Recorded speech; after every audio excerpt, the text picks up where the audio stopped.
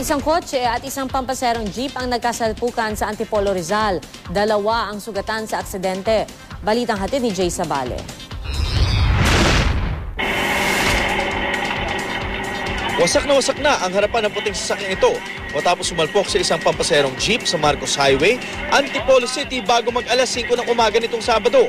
Ang mga sakay ng puting kotse ay kinilalang sina Melvin Medina, Dantoni Cadag, Patrick Bilutan at Travador Cadag.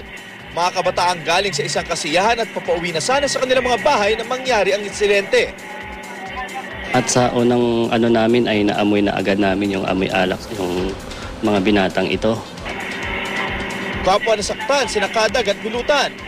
Makikitang nasa loob pa ng sasakyan si Cadag nang binibigyan ng paunang lunas, habang si Bilutan kinailangang tanggalin ang pang-itaas para gamutin. Yung nasa loob ng SUV ay ang chief complaint niya po ay masakit po ang kanyang balikat, left and right. Then yung isa naman yung nasa labas, yung nakahubad, ay may konting laceration sa kanyang bibig at with contusion sa ulo.